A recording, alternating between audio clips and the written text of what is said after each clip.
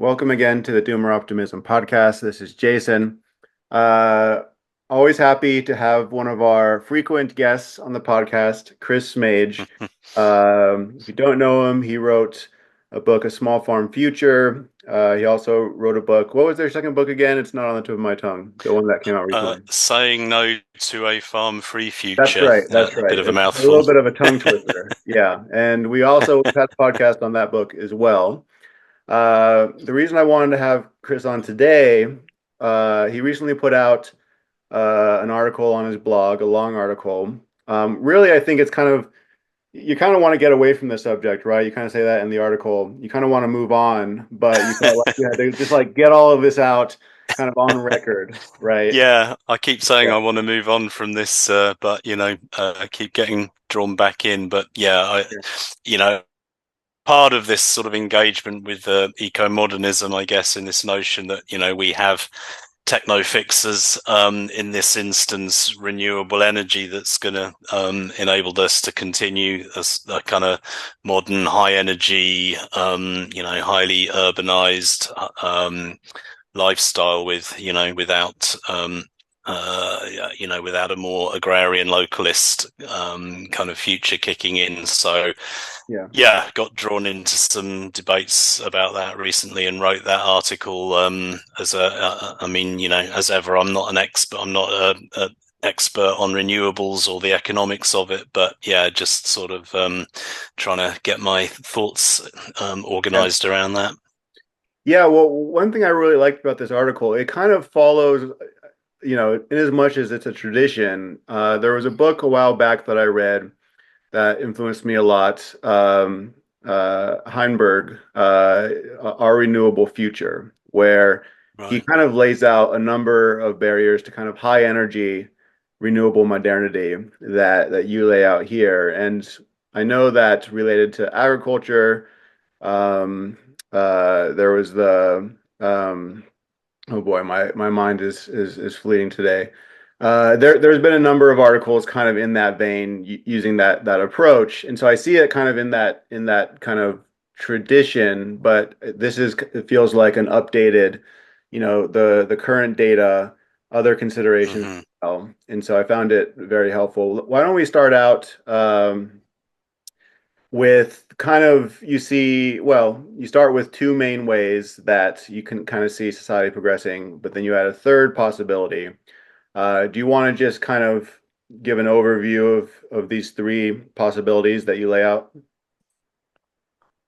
Um, I could, if I could. I probably need to bring my blog post stuff and try and remember what I said. But I mean, basically, I think the overarching thing with this is climate change. So like we have this fossil fueled global energy economy, and we've got to get we've got to quit fossil fuels quickly. So I think my framing is, the track we're on at the moment is that we're not going to, we're not on track for that. And so where that's leading is a lot of problems with climate and all the other kind of associated issues, so that we trend to a kind of small farm future in a sort of disastrous civilizational breakdown kind of a way.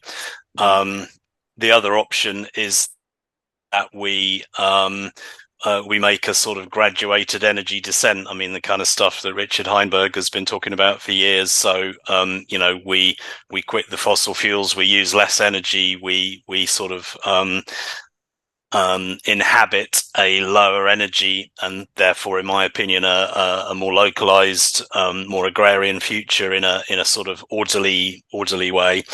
But the third position is the kind of renewables enthusiast is, hey, we don't have to do that. We can quit fossil fuels, and bear in mind we've got to do this quickly. We've got to do this in a sort of order of years and decades.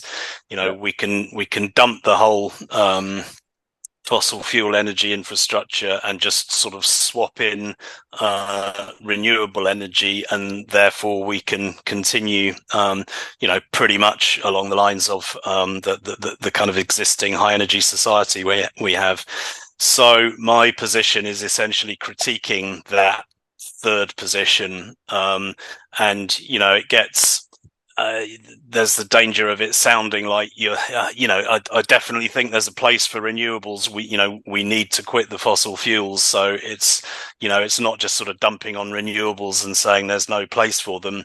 But what it is saying is that we are not going to make a quick transition worldwide that enables us to sort of continue the kind of abundant, cheap energy kind of society that that we're currently used to.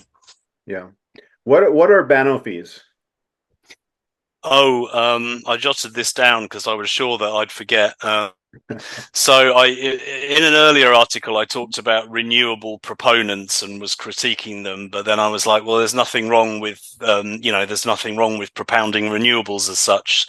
So in my enthusiasm for coming up with bad acronyms or making bad jokes on my blog, I came up with bopis are my sort of All right, I target. pronounced it wrong. I apologize. Oh well, no, you probably didn't. It's just there's a English US sort of thing going on here, but it was business as nearly ordinary, feasibly fast and future-proofed energy transition enthusiasts. So I guess that is kind of along the lines of what I was just saying. The argument is business as nearly ordinary. We can carry on with our kind of high energy urbanized society is the view of these folks. We just need to stop using fossil fuels and switch to renewables. I mean, some years ago it used to be nuclear power was the sort of technology that everyone was talking up, and now it's renewables, but it's that same thing. We've got this great new sort of cheap low carbon energy thing in prospect, feasibly fast, because as I just said, this isn't, we don't have time to sort of sit back and gradually transition and sort of tinker at our leisure with the energy system. If we're going to avoid the worst consequences of climate change, we need to be doing this right now much faster than we currently are. Future proofed in the sense that it's low carbon, that this is something that's going to work long term in the future, and then energy transition enthusiasts. So this idea that we need or are having an energy transition from fossils into lower carbon forms of energy. So I don't know. I don't know if it really works as an acronym, but right. Well, nice we fun can either writing a here blog on out we can post. either call them bopis, as you say, or I guess eco-modernists. What phrase should we use moving forward? Well, let's talk about eco-modernism, because Okay. that's ultimately what it is, and the idea of low carbon abundant energy is sort of pretty much underpins the whole rest of the eco-modernist package. So yeah. Okay. Okay, so I think maybe it would be helpful. So you get into the kind of the energy transition state of play, and you put a graph of energy use in the article, and maybe it would be helpful if you want to kind of talk about it. And I can actually screen share and just put it up so Okay, everybody can look at it if you're watching on YouTube. So let me go ahead and do that that'd real be quick. good. Yeah. So let me share screen here. Okay, so let me make this bigger. Uh, yeah. So I think All that's right. probably good enough. So do you want to talk about, so this is global electricity generation, and of course you distinguish between kind of energy generation overall, of which electricity generation is only what, like 20% or so? About 20%. Yeah. I mean, I This give a is big this is sort. really just, in some ways just the tip of the iceberg of the challenge that Right. we face, right? I mean, I'm sort of giving the benefit of the doubt to the eco-modernists in this graph, in the sense that, the sort of argument really is that we need to electrify the energy economy, and use, an obvious example would be like electric vehicles rather than a gas or diesel vehicle. And one of the points about that is that for a lot of uses like that, fossil fuels are very inefficient. I mean, there's a lot of waste heat in an internal combustion engine. So the argument is we don't have to swap out all of the existing energy economy because electrical versions more efficient. Like in an electric vehicle, almost all of the energy is going into the the motive force of the engine. So you get this whole argument that we don't need to switch as much of the energy economy, and perhaps we'll come on to which is kind of true and kind of not true. There's kind of complexities to that maybe we'll get into. So what I thought I'd do this graph is just sort of kind of dump out that whole argument by just looking at global electricity generation. And as you say, what we're looking at here is only about 20% of current global energy use, but we're focusing on on the availability of energy. So of electricity specifically. So it kind of gets away from that problem. And basically you see there that most electricity currently is generated using fossil fuels, and we can't really keep doing that long term. The whole preamble to this is we got to stop using fossil fuels. What is getting the renewables folks excited is if you look at that, the kind of purple wedge towards the top, I think that's right. Yeah, so that's the solar, and the blue wedge is wind. So we're looking here at the last 10 years, and there's been a big increase in the amount of global generation from those two technologies. So I think it's about, I jotted it down here, or did I? No, I don't think I did. It's something like up here. All right, it's something like sort of 9-10-fold increase in generation of those. Yeah, it's probably down. Is it down beneath the graph a bit?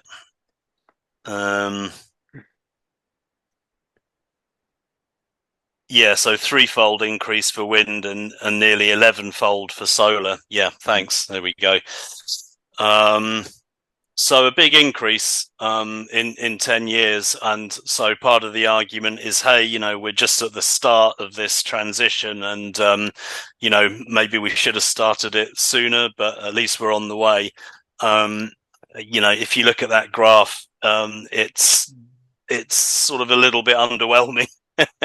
I guess in terms of the overall proportion, even if it's better than it was.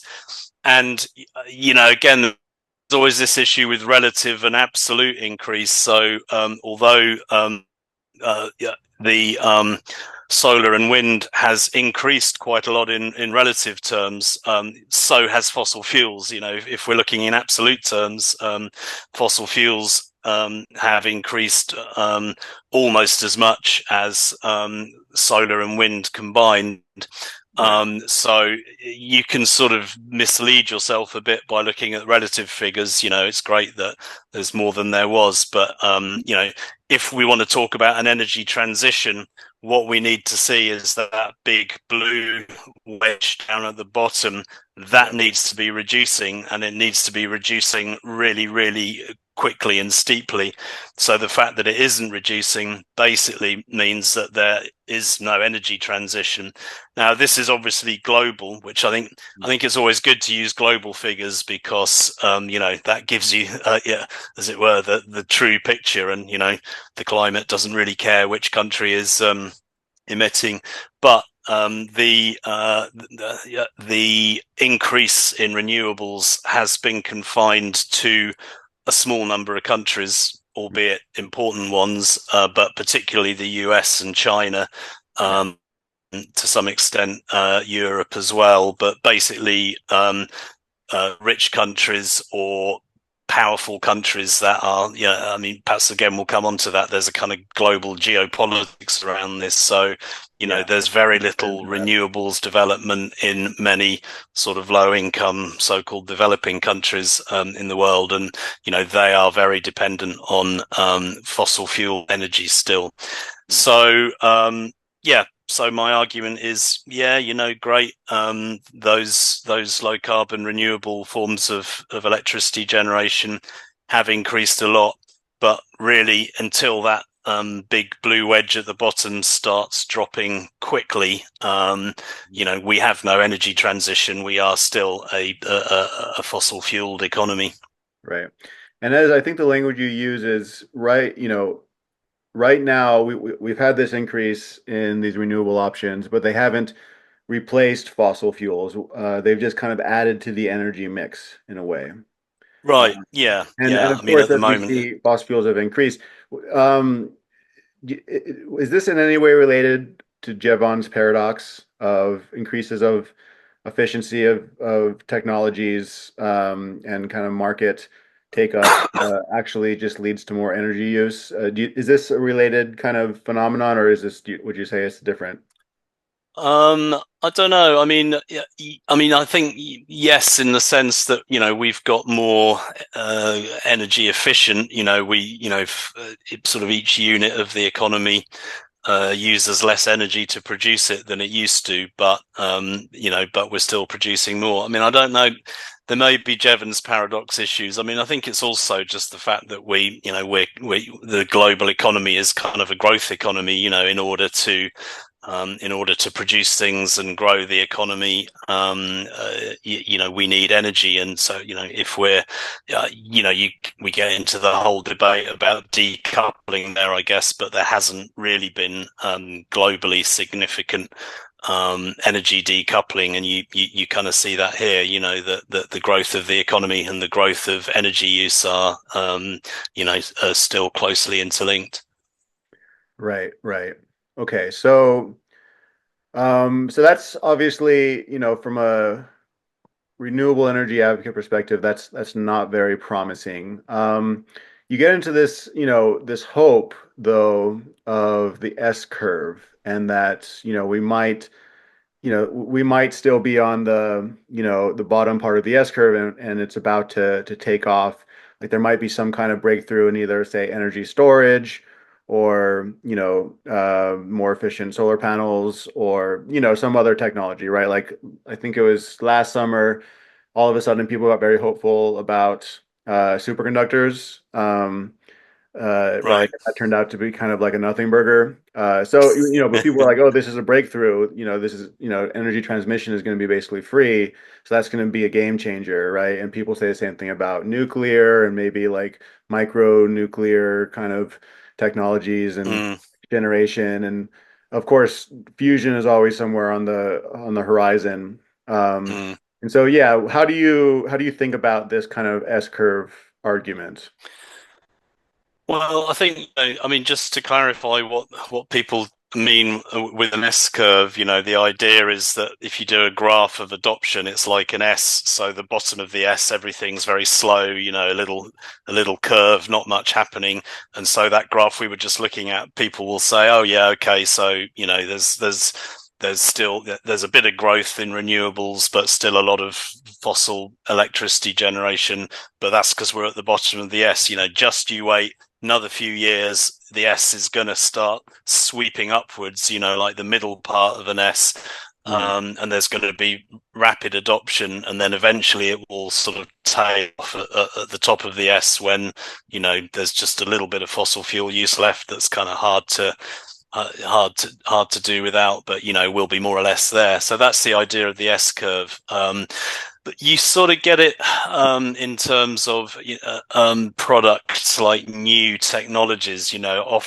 Very often in this field, you see people likening it to smartphones taking over from Blackberries. And I think that's a bit of a false analogy because you do well. Maybe it is and maybe it isn't. I mean, that's the thing about this kind of pinning our hopes on the future. It's like the great thing about the future is that you and I can't sort of put our hands on the heart and say that we know what's going to happen in the future. So um, you can never rule it out entirely. And that's part of the problem is obviously the fact that we just don't have much time. So this future S curve that we're talking about is going to have to happen pretty damn quick.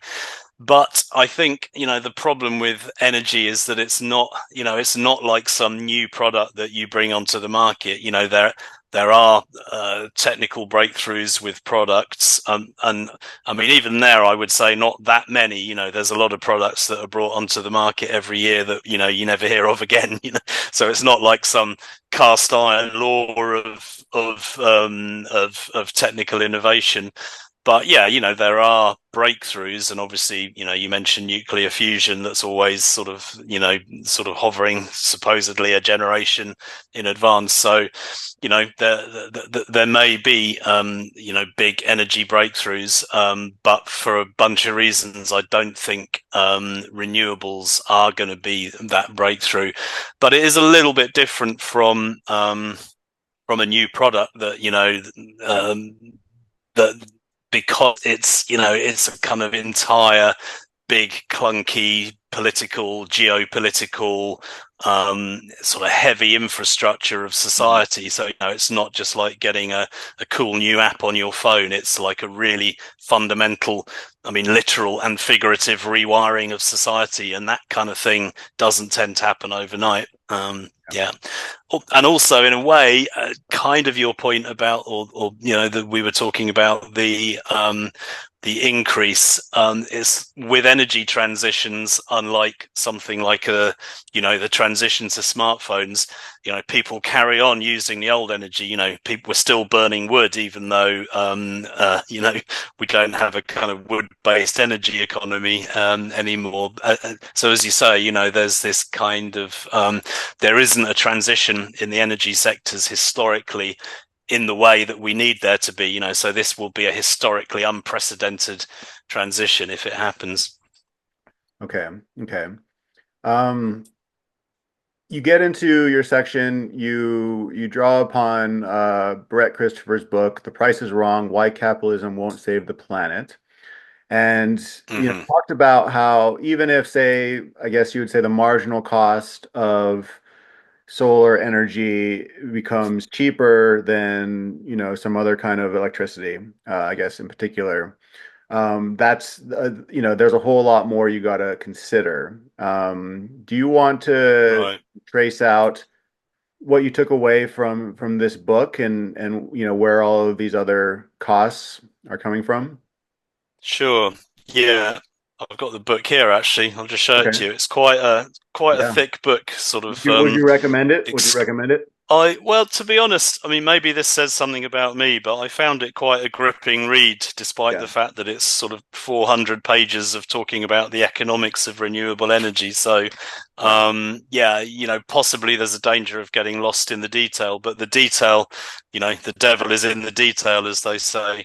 Yeah. So, I'm getting on a bit. I have this tendency to forget the things that I read I read the book a couple of months ago, and I've probably forgotten most of it already. But the kind of things he talks about are, things we have to think about are, you get a lot of people boostering for renewables on the basis that the cost of the PV panels, the solar panels that are at the root of photovoltaic solar energy generation have got cheaper. I mean, there are various problems with that, but they certainly have got cheaper. The issue, I mean, there's a whole bunch of issues wrapped up in that, though. It's the cheapness of the constituent parts is not the only consideration. There's a whole bunch of other issues like connection to grids and land costs. I mean, and those two things are connected in the sense that solar farms and wind farms are quite land intensive relative to fossil fuel power plants. Therefore, they tend to be needed to be sited on land that's cheap, which tends to be away from where people are living, who are the people that, the users of the electricity. Therefore, you need to build more grid. We need to build more grid anyway, because we're talking about a transition to electricity. So we're probably going to need something like, at minimum, 3 times more electricity than we're currently generating. So there are grid costs involved and land costs. And there's this measure, the levelized cost of energy, that people tend to use to argue that renewables are cheaper. So that's basically you take all the energy that the plant is going to produce over its working life and divide it by the costs of providing that energy. And typically with renewables, those costs are quite low. So people are like, well, great, so we're going to have this transition. But that's not necessarily the case for a whole bunch of reasons. One is the kind of stuff I was just mentioning, grid costs that are often excluded from levelized costs. But there's also a kind of whole bunch of other quite techie things. I mean, one of them is that the costs of renewable plants are almost all up front. I mean, it costs basically nothing to produce the energy once you've built the plant, but the plant is expensive, therefore you have to raise capital. And for a whole bunch of sort of techie economic reasons that I don't necessarily entirely understand, but essentially the sort of the basics of it are relatively simple, that you've got to raise all of that money up front. And so this transition becomes very dependent on financial institutions thinking that this is a good deal sort of right now in the here and now. So, when we're comparing renewable facilities to fossil facilities, in a sense, it's a false comparison. What you have to compare it to is, what are financial institutions wanting to fund, maybe a renewable facility or maybe something else altogether. And, what drives that is profit.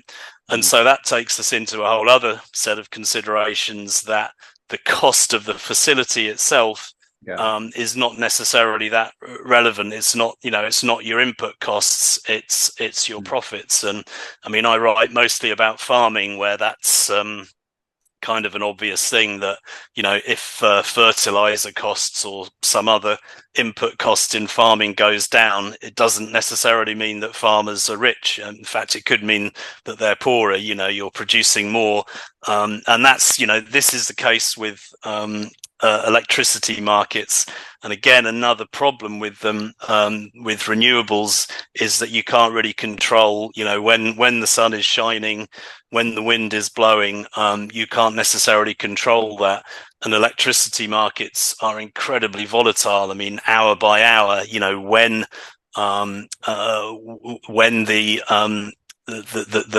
sort of grid or the final users, the wholesalers, are scrabbling around to try and source electricity. The price of electricity is super high, but at times when there's a glut, the price can even be negative sometimes. And that's one of the problems that renewable generators face, is that they can't really control that. And often they're coming in at the market when it's sort of low price. So the levelized cost in that situation is giving you particularly information about the way the market works. So there's a whole bunch of considerations of that sort. There's probably various other ones that I mentioned, but that's sort of what springs to mind off the top of my head. Yeah, and we'll link to this article in the show notes, and so I definitely recommend reading this section. It's quite interesting. You kind of end this section talking about, electricity share of industrial energy use. So far we've been talking more about kind of operational, I guess, or consumptive energy electricity use and the challenges with, kind of market challenges. But then you also have more of this, the brute physical realities of how much we can electrify the economy. Right. And the creation of steel and concrete and other things of that nature. Do you want to talk a little bit about that? Sure, I will. Yeah. Actually, before I do that, one thing just Yeah. to add to our last bit, probably the most important thing that I forgot is the way that electricity markets are, in the jargon, unbundled. So it's like you've got the people who are generating the electricity, the the people who are providing the grids, the wholesale buyers, and then the retail buyers of electricity. So the fact that the people generating it, they don't have sort of integrated monopoly control across the whole grid. And that means that, whether their input costs are lower or not, is really unrelated to, the price they're getting for their electricity because of the way that these separated markets work. And so, the only way they're going to switch to, people say, oh, renewables are cheaper. They're only going to switch if they actually see that in their pocket, and they're not necessarily going to see that in their pocket because of that, the way the market is separated out. So anyway, that was just going back to the previous point.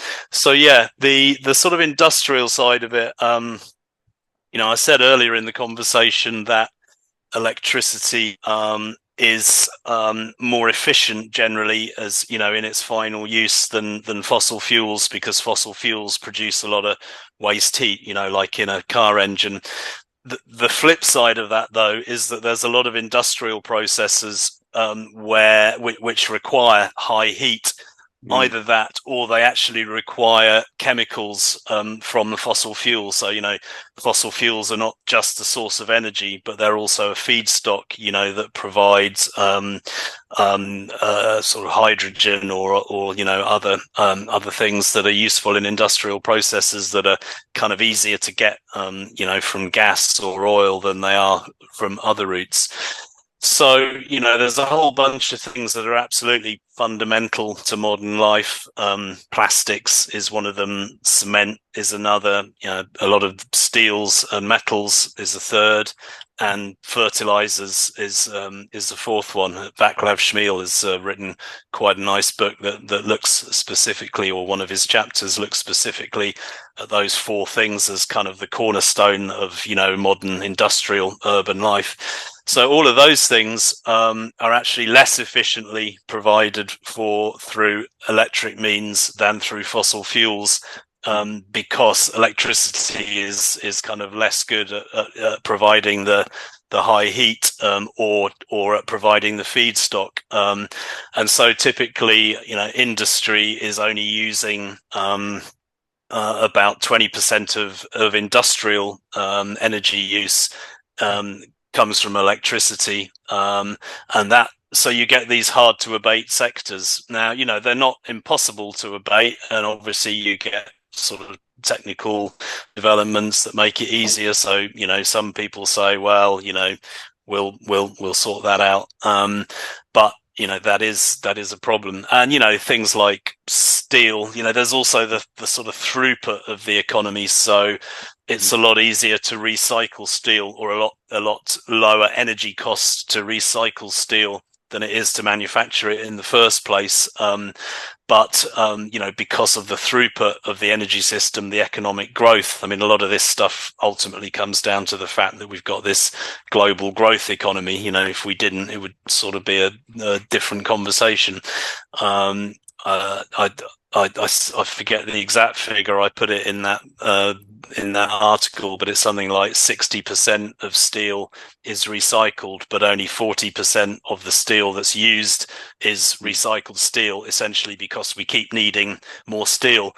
And the same with concrete, particularly a country like China that has, modernized and urbanized and industrialized massively in a short period with using vast amounts of concrete that has a limited life.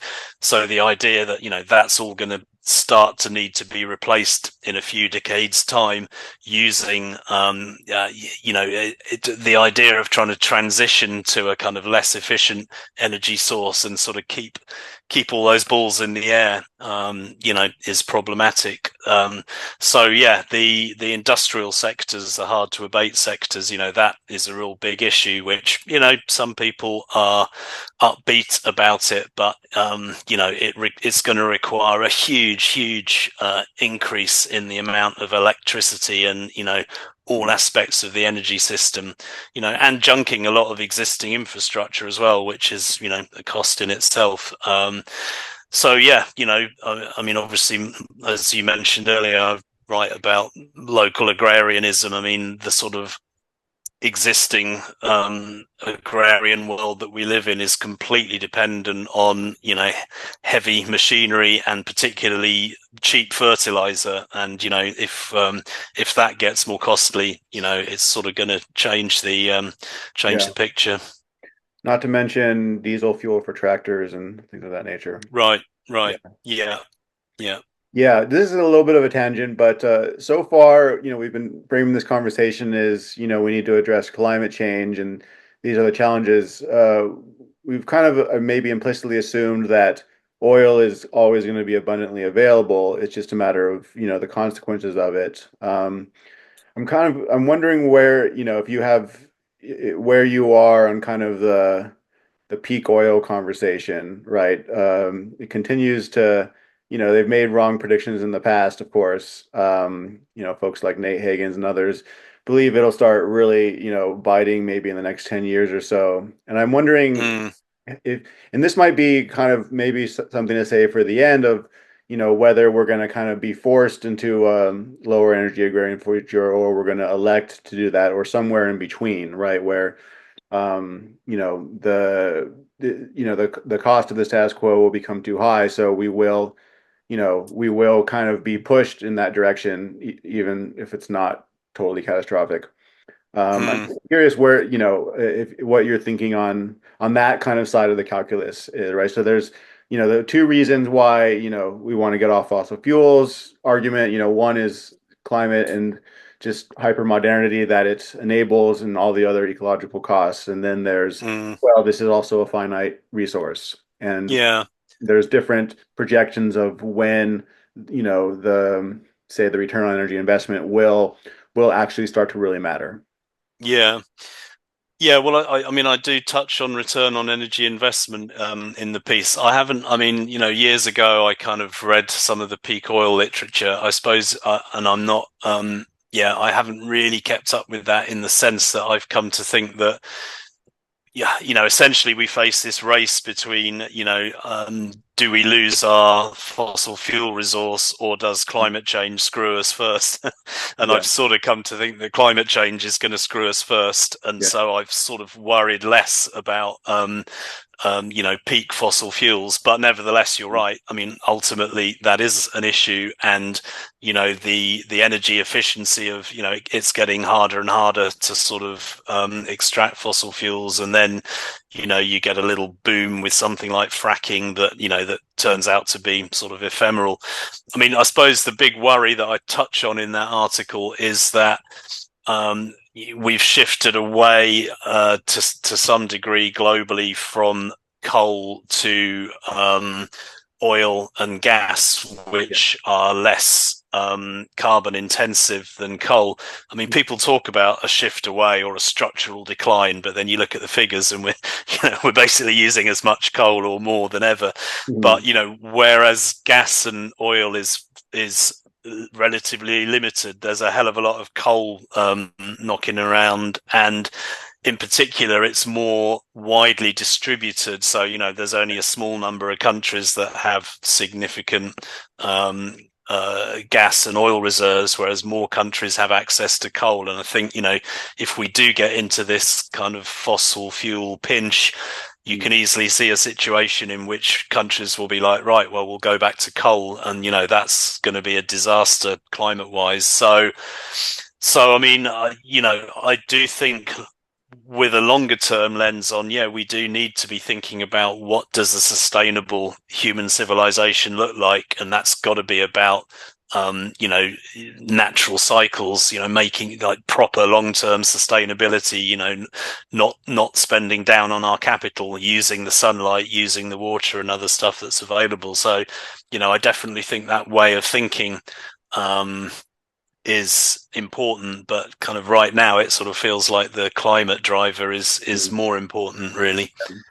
Well, speaking of coal, there was an anecdote. I was watching a television show. This guy, Peter Santinello, who he does this like kind of travel documentary stuff, and he was going through West Virginia, and he was talking to a coal miner, and he was asking the coal miner, "Well, how's business? How's business these days?" And the coal miner was like, "It's actually great. We're seeing a boom." He's like, "Oh, oh, really? Why is that?" "Oh, because of the electric cars."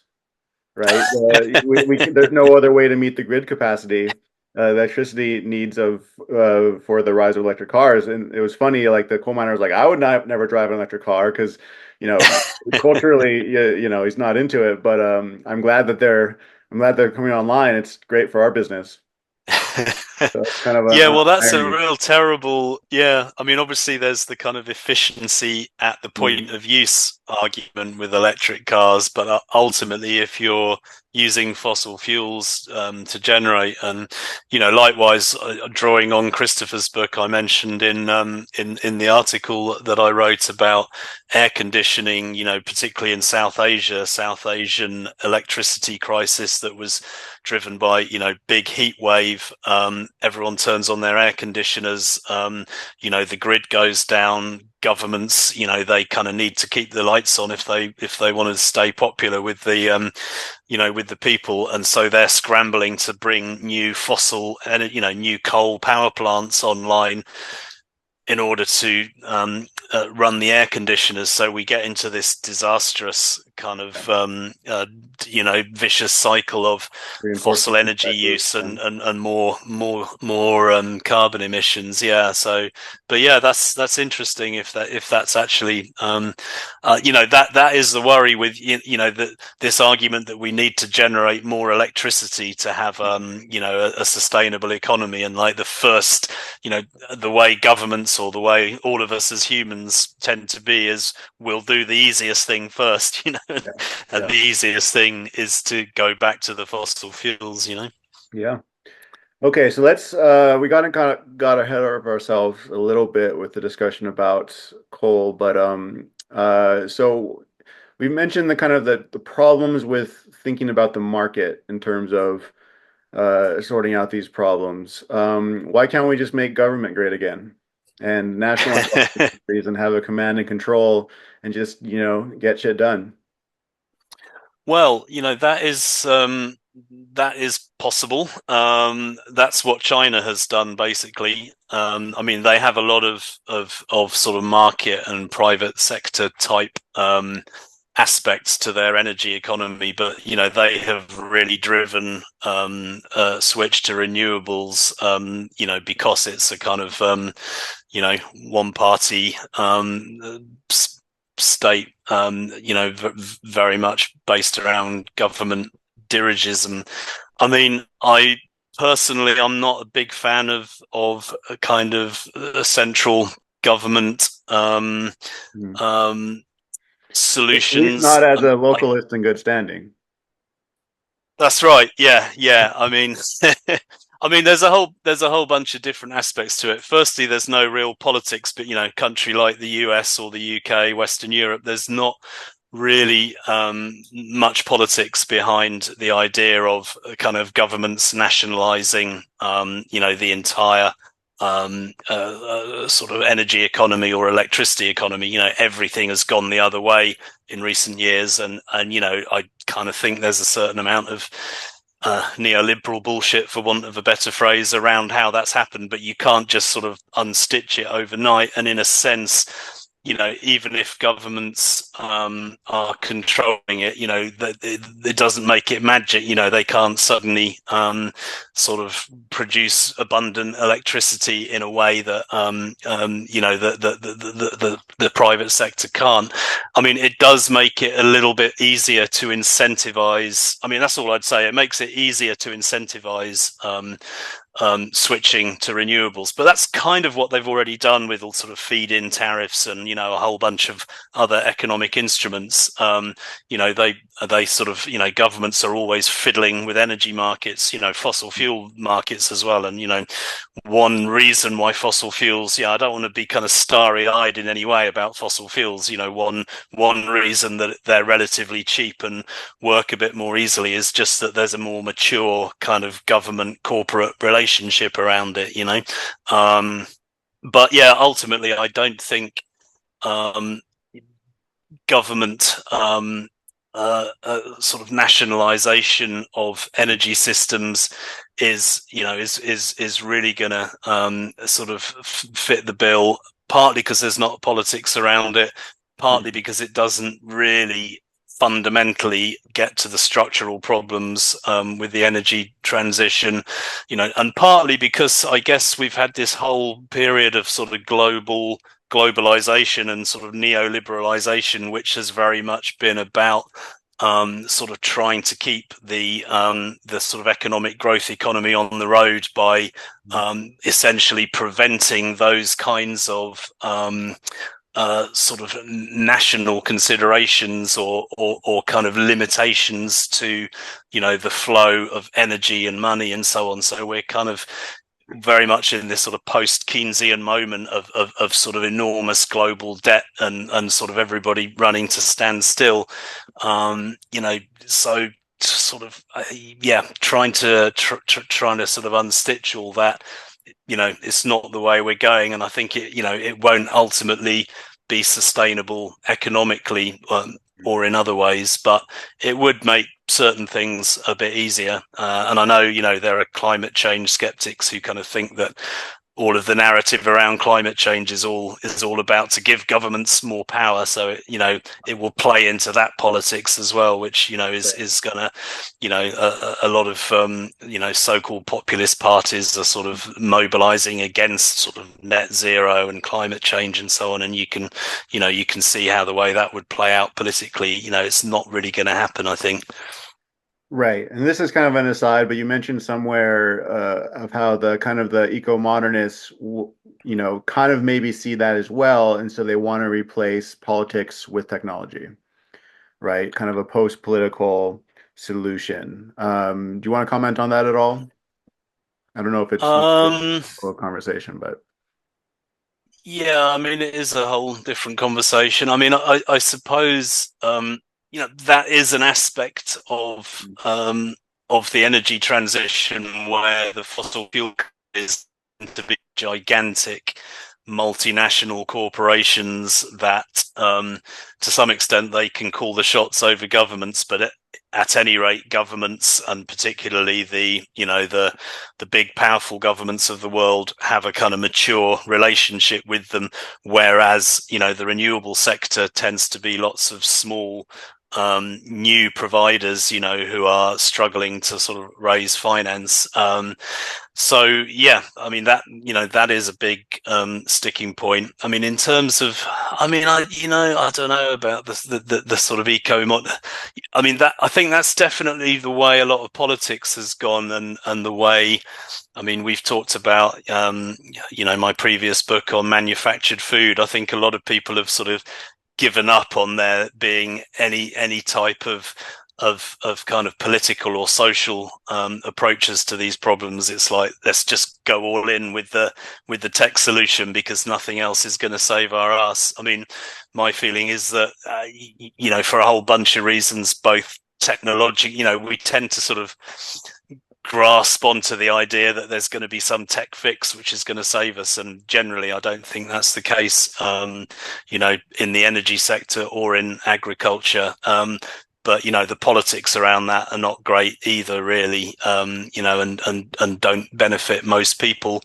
So yeah, I think that I can understand why people like, it's too late, the problems are too big, we're too far down this kind of high energy, highly industrialized, highly urbanized route. We just have to go with it and sort of get governments and corporations to kind of save us. But ultimately, I think that's that's how we've got into this problem, and we're not going to get out of it by doing more of it. But I do think there's going to be quite fundamental crises emerging around that, which is going to cause misery and suffering for sure, but sort of that's the space in which it is possible to start doing other things, local things, low energy things, building different types of politics and communities. So I guess that's where I orient to that. yeah, I think maybe at the end we'll talk a little bit about the politics of agrarian localism and what that might mean. But to get back kind of the flow of your article, so I kind of want to lump these two together because they're kind of related, I think. So we know that one of the challenges of especially solar and wind is that they're intermittent. Is that Hmm. on-demand technologies? They require battery storage. And we also know that these technologies, are fairly material intensive in terms of minerals, raw minerals Hmm. that we would need, both for the batteries and for, and for, say, the PV panels, et cetera. Do you want to talk a little bit about kind of, you talk a little bit about advances in battery technology, and kind of what the promise there is, but also what the kind of the challenges are with that, as well as the kind of challenges with the kind of the mineral requirements of, what this vision Mm. of an eco-modern energy transition would look like. Mm. Well, I'm kind of well outside my sort of expertise comfort zone with this stuff, but I think most people acknowledge that this is a big challenge, and then the question is it a surmountable challenge, and what are the implications of it?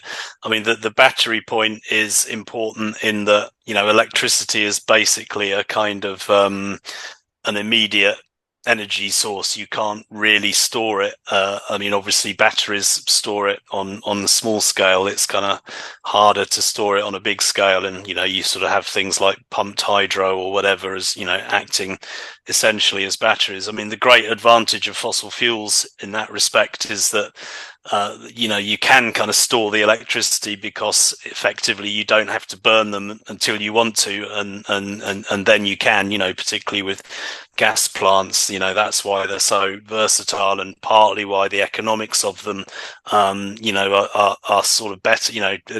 They work out cheaper ultimately than some renewables, even if on paper they're costlier for that kind of reason.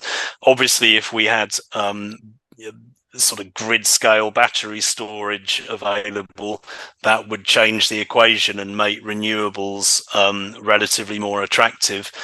And yeah, people talk about all these different sort of possible battery technologies, and some of them use elements like sodium, which are very abundant. So people say, oh, it's not a problem. Like, we can, as sodium is all over the place. But I haven't really seen much very convincing stuff that traces that through. Like, okay, yeah, sodium is abundant. Now show me what the cost of having, a 100% renewables grid with sodium batteries would be. And then you have to kind of add that cost into the renewables. So it's not just like that levelized cost idea anymore. It's not just saying, what's the total amount of energy that this plant can generate. You have to sort of figure in the cost of the batteries, and and the sort of inefficiencies of transferring the electricity into a sort of chemical storage and back again. And I haven't really seen. I mean, I don't know. I'm sure there's stuff out there. If listeners or or people want to contact me and give me some good data on that. But it's not just a sort of technical question of how can we turn the sodium in seawater into a battery. It's what does the cost of having a 100% renewables grid using that kind of battery technology, or some Yeah. other kind of energy storage technology, what would that look like? And then the minerals, again, there's kind of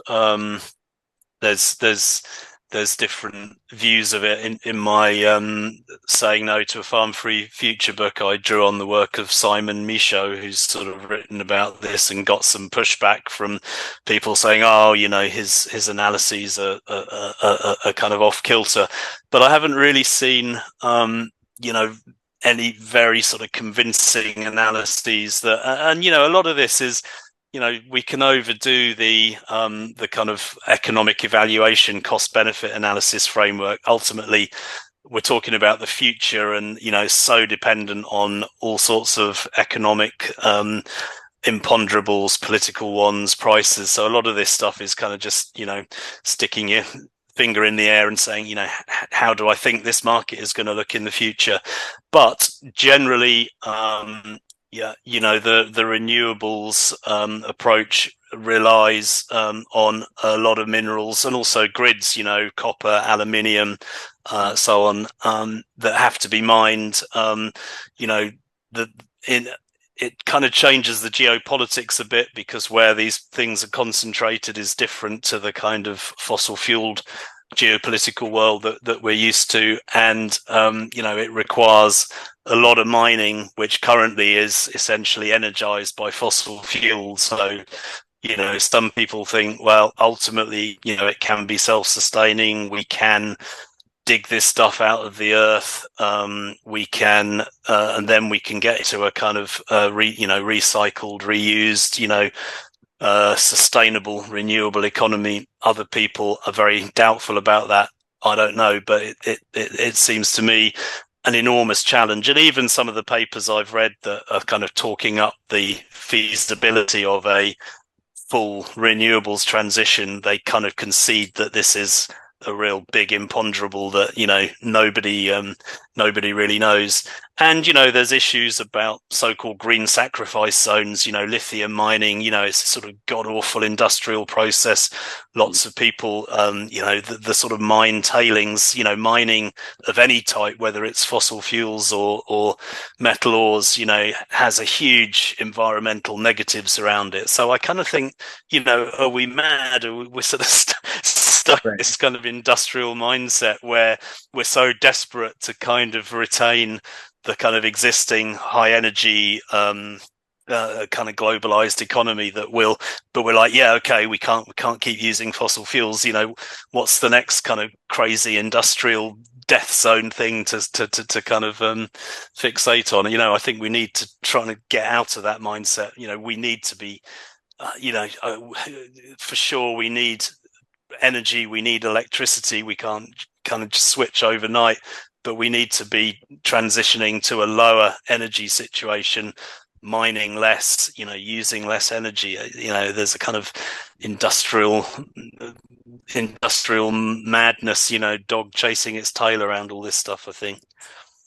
Right. And maybe we can talk more about, you have a section here on more on energy return on investment. And we can get back to that if there's more we want to say we haven't already said. But this kind of, to me, jumps into geopolitics. And I think you talk about it in a slightly different way, but one thing about the metals that we would need to extract is that they're not evenly distributed across the world.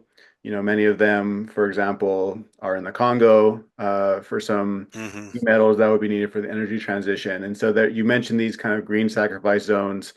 A lot of the labor conditions in those places are not, according to our standards, are pretty horrible. But then you also have, kind of who owns these materials, right? And of course, China is buying up.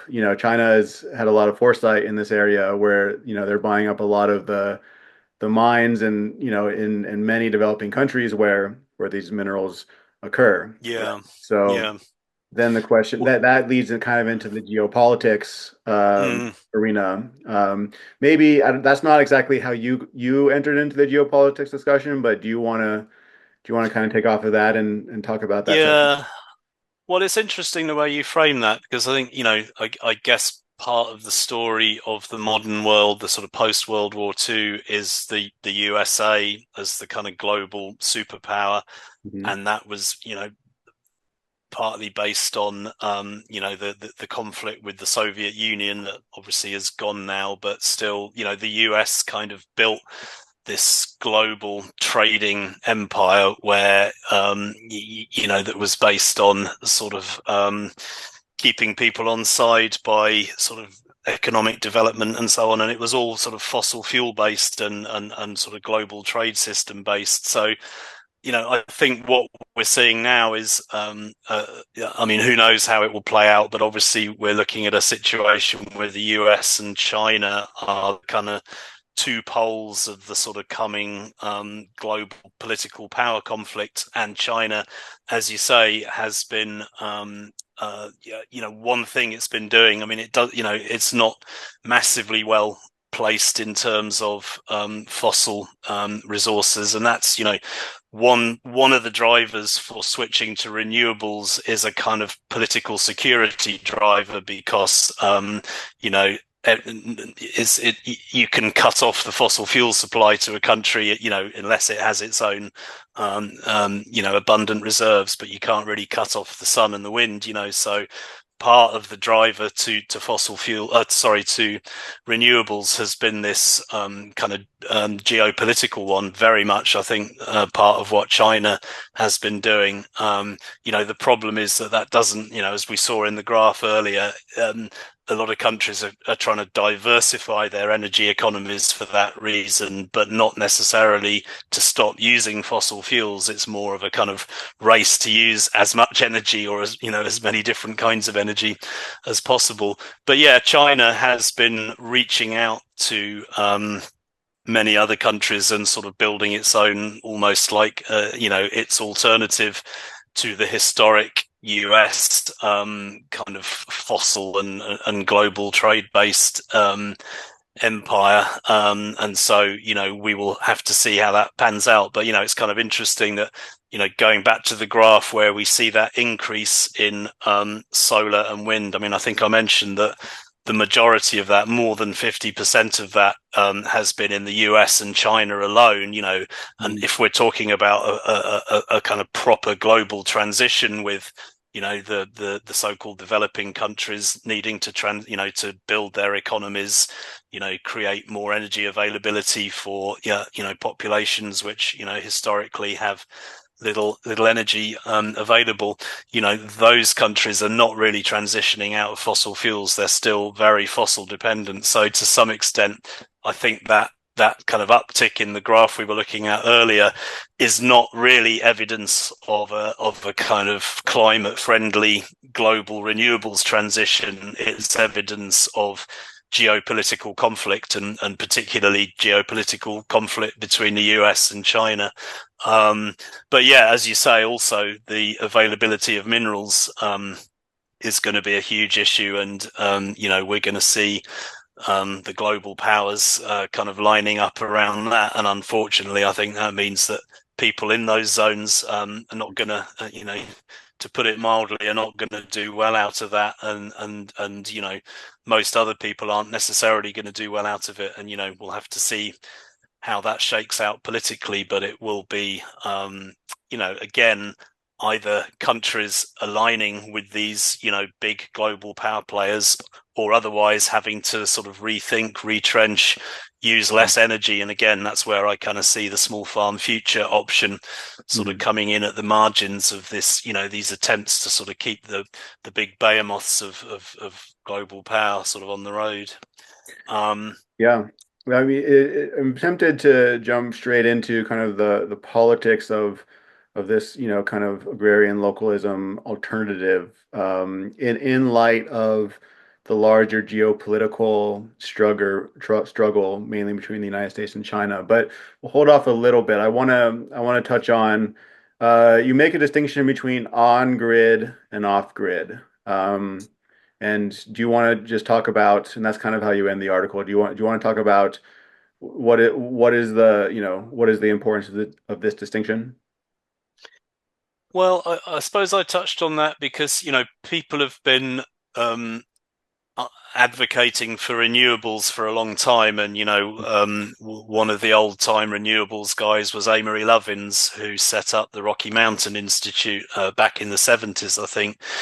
And he coined this phrase soft energy paths, which I think is very consonant with a kind of doomer optimism, or a localism approach. It's like having kind of local microgrids that are in some way keyed into local needs. So it's kind of a parallel of the sort of local food argument. So rather than having these big global flow of food commodities, it's about kind of communities taking charge of their own food needs, and same with energy. But I just noticed that the Rocky Mountain Institute, I mean, Lovins is a sort of interesting character who's sort of hard to categorize politically, as hopefully we all are in some way or another. But that was very much where he was coming from originally, soft energy paths. And the Rocky Mountain Institute seems to have turned into this much more sort of straightforwardly eco-modernist outfit, and also has far more funding now, mysteriously, than it used to. And it's very much about sort of. So, sorry, this is a bit of a roundabout way of answering your question, but off grid I see as that kind of local, a community addressing its own needs, having hopefully a sort of low carbon renewable energy, but sort of maybe a microgrid, not plugged into these sort of huge global grids, that are, the IEA estimates, we need to spend like $1 trillion on the sort of global grid.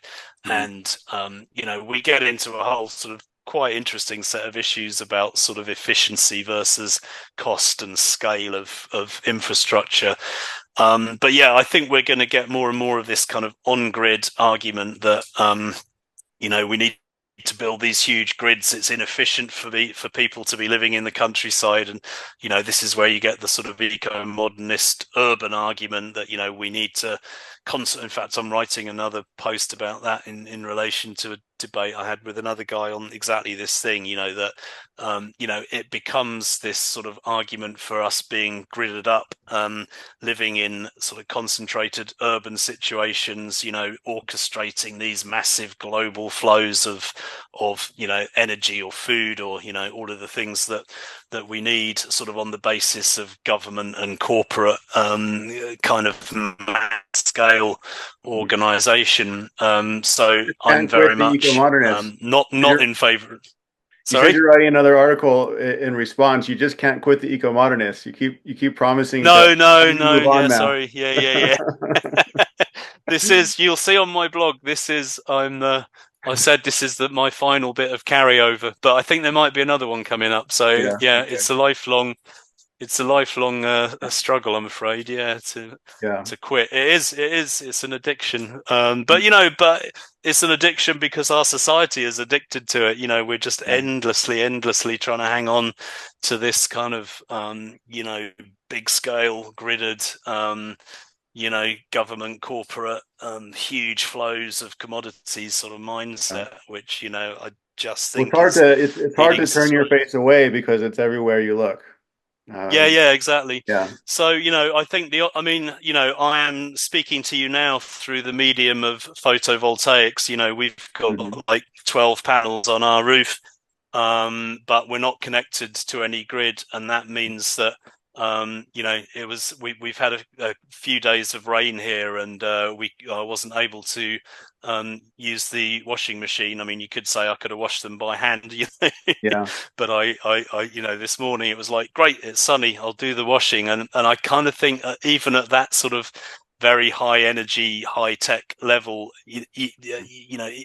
that I live at, it's a little bit different from just assuming you can press a button at any time and have more or less unlimited energy or electricity. So that ultimately is a difference between on-grid and off-grid.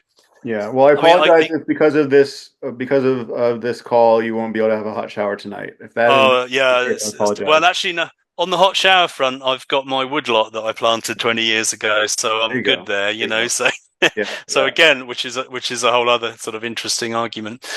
But it does relate. I mean, the thing we slightly glossed over is this whole issue of energy traps, which I think is quite interesting. But that kind of relates to this in the sense that, as energy return on investment gets lower, and when we're part of this global economy that is just so based on growing the economy, it kind of gets harder and harder to transition, because it's like, at each decision point, it's like, right, we need to stop using this cheaper sort of higher EROI resource and switch to a lower one that's going to mean that our economy is less productive at a time when the US is competing with China, or Britain is competing with the EU, or whatever it might be. We're all desperately trying to grow our economies all the time to sort of keep up with the neighbors.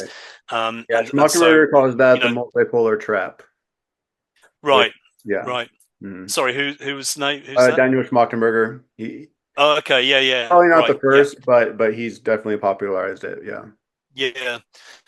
Yeah. Exactly. So, and that's where I think this whole narrative that renewables are cheaper, it kind of falls apart on various different fronts. But it's like, yeah, theoretically cheaper if you put certain parameters around it, Yeah. but actually not cheaper in the context of the kind of real economic and political drivers that we're facing. Yeah.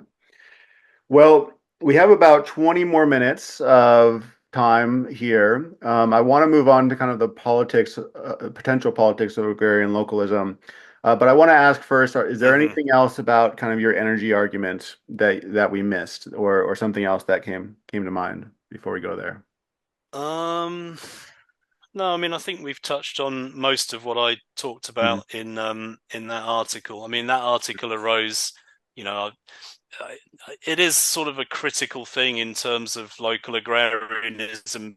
It was a kind of easy Mhm. switch to a low carbon, abundant energy source, then I think it's hard to argue that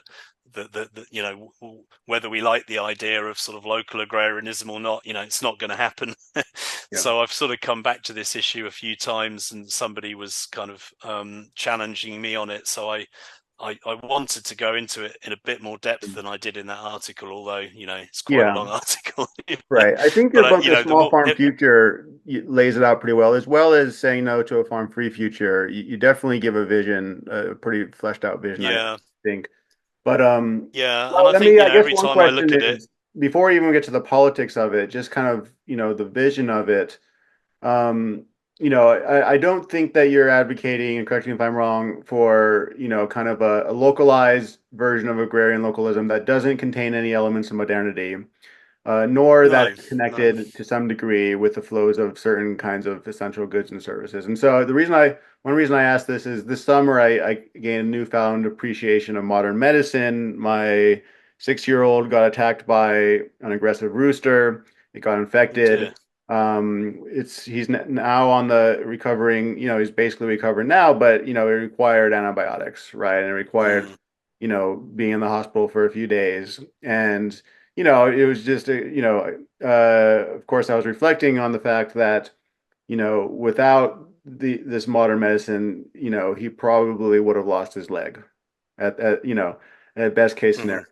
Um, and so I guess that's to set that up is, when we talk about agrarian localism, I want to touch on the politics of it too, but like just the vision of it, like what do you think is possible in terms of what parts of modernity can we maintain in a much lower energy agrarian future? Oh, speaking of Paleo, Hey, Daddy, look what Pokemons I got. I yeah, got some high leveled, uh-huh. and these ones are Okay, secret. let's talk about it in a while, okay? And Pokemon cards. There has to be Pokemon cards in the future as well. Absolutely.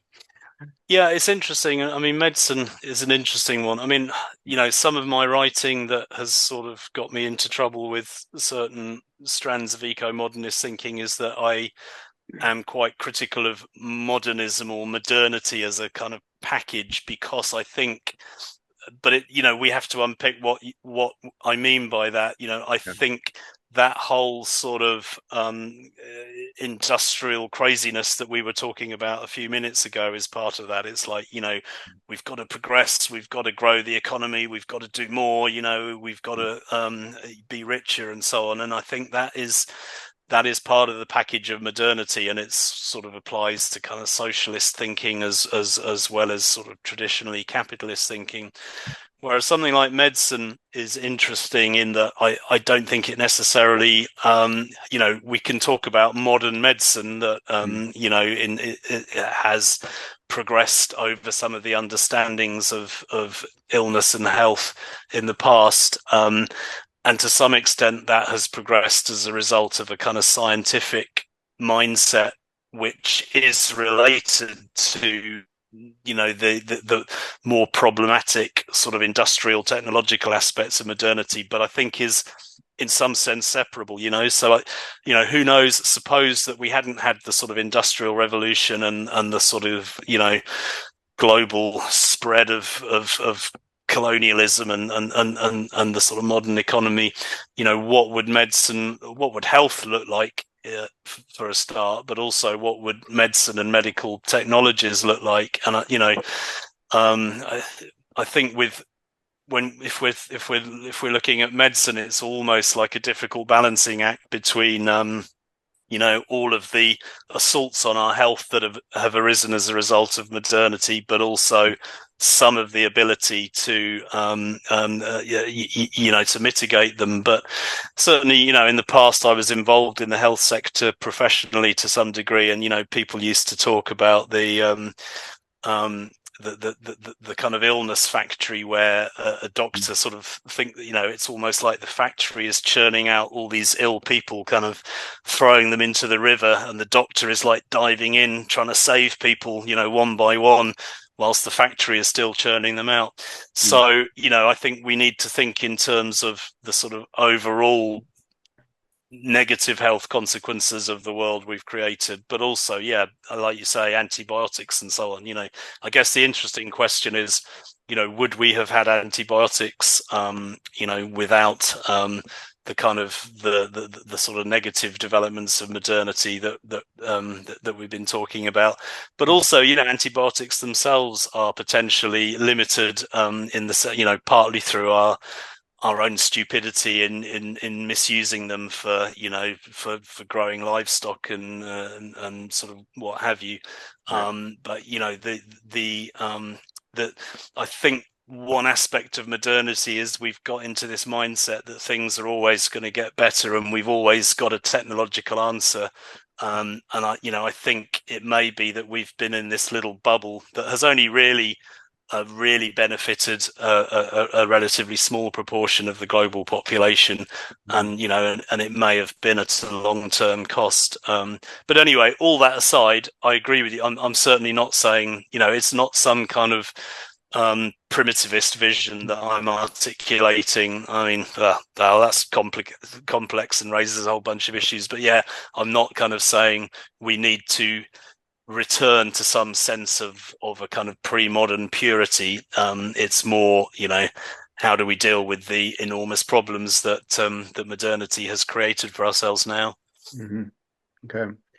Well, let's in our final 10 minutes or so, let's talk a little bit about the politics of the agrarian kind of localist option moving forward. I mean, the big challenge, of course, as we kind of mentioned before, of this kind of global race for resources, right? And the geopolitics around, extraction, right? Whatever it is, metals, wood, water, et cetera, as well as filling the environment with pollutants based on industrial processes. And so that's one thing that any agrarian localist politics would have to contend with is, you could live in the Shire and carry out your society, but if you have an onslaught of larger, more powerful entities coming in to extract your resources, deplete your resources, etc., it becomes very difficult, right? And there's several examples of this even in the United States. With Appalachia is a very clear example, but there's many others. So let's start there. I guess the politics of defense, for agrarian localist kind of aspirants. Yeah, I mean, I think there is basically no defense against big powerful entities that want that want your resource. The only defense is to sort of find ways, kind of James Scott's kind of weapons of the weak sort of argument that you can maybe fool them a little bit, pull the wool over their eyes, sort of grow your garden in a sort of semi-clandestine way, so that they're off there kind of trying to extract the resource or whatever, and you're kind of carving out this little niche for yourself that can somehow survive it. There's all sorts of ways in which, I mean, you mentioned Appalachia. I thought Stephen Stoll's book about Appalachia was pretty good in that sense. I think you had him on the podcast, didn't you? Where it's kind of like, Appalachians were quite good. There is something to be said for local knowledge and sort of local groundedness in fighting off external larger structures coming in that might be nominally more powerful, but they don't necessarily have your level of knowledge or community organization or whatever. But ultimately in Appalachia, Hamilton was repulsed, but the coal miners weren't, sort of thing. Like ultimately you can't guarantee that. I mean, I think so. It depends whether shall I channel my doominess or my optimism.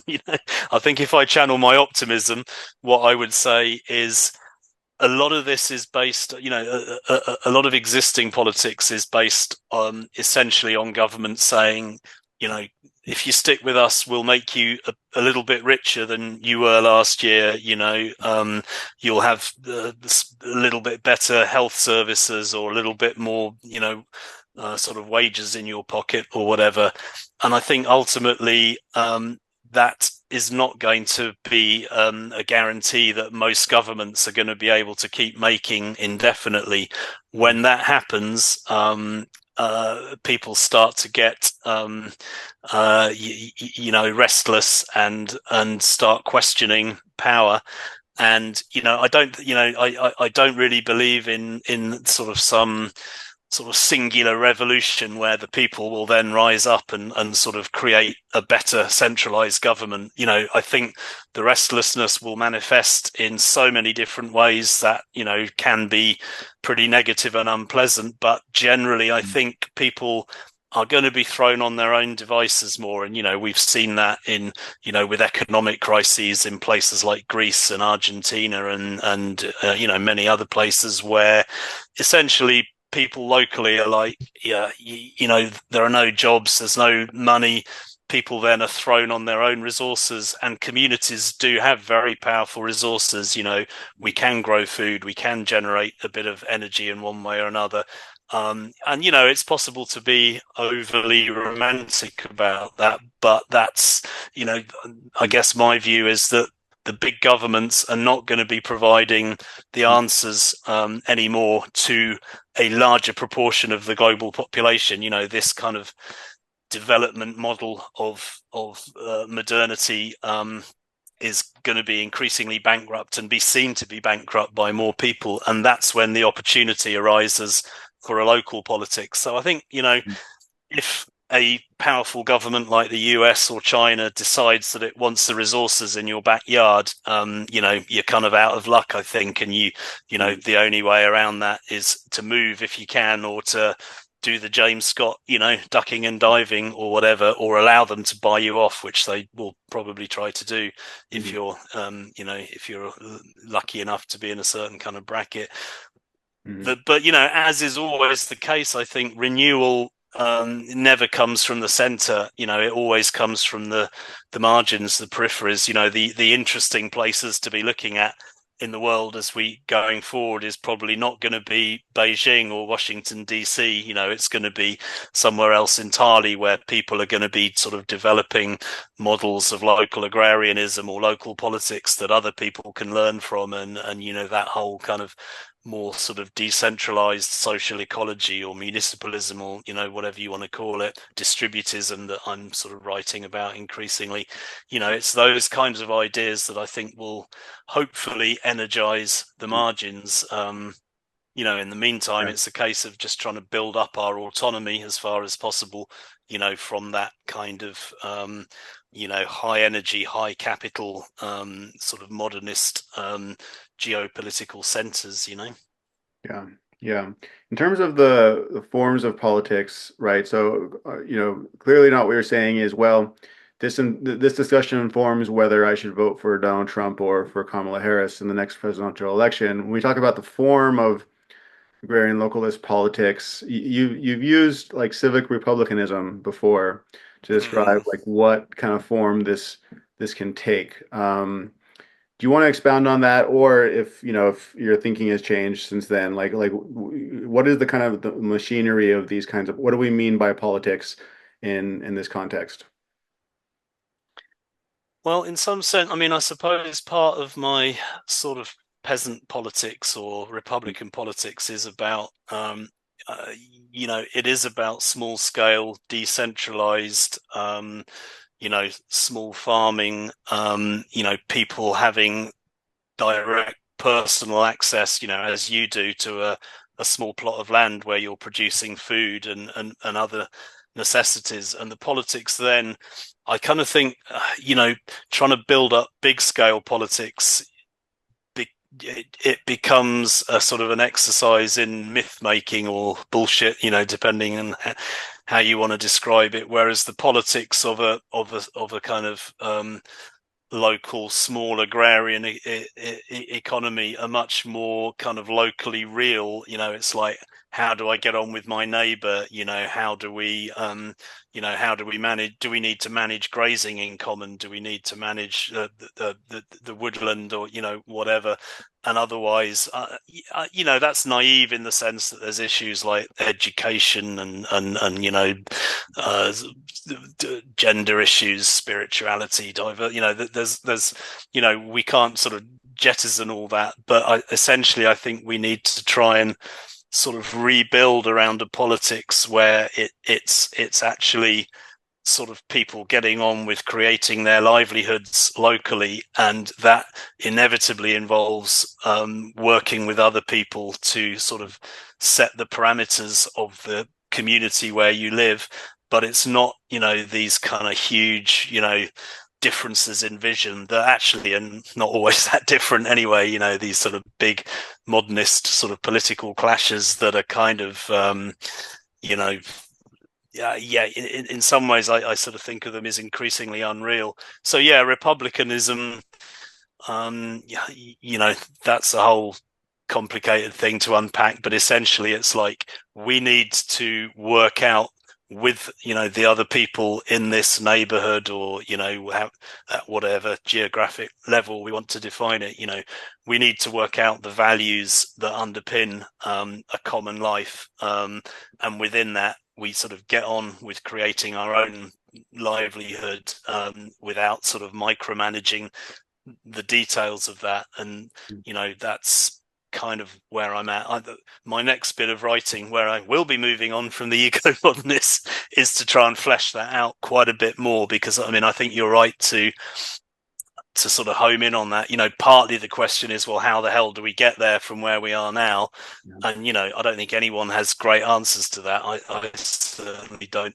But then if we get to that kind of local agrarianism, what would those politics look like? I mean, that hopefully is a sort of thumbnail sketch that I've given, but what I want to try and do in the next bit of work is to sort of home in on that a bit more. I mean, there's a danger, I think, of sort of blueprints and saying, here it is, I've got it all charted out, this is what the perfect politics will be. And that, that's not really how politics works. It's always, it's always contextual, and it's always kind of in the process of, you can't specify it theoretically ahead of time. It's always emerging in an actual real context, but so part of it is about making it possible to have those actual real contexts, but I think we can learn from many societies that have sort of figured some of these things out, even if it's just like how to work out a grazing commons or something. There's a lot of knowledge around that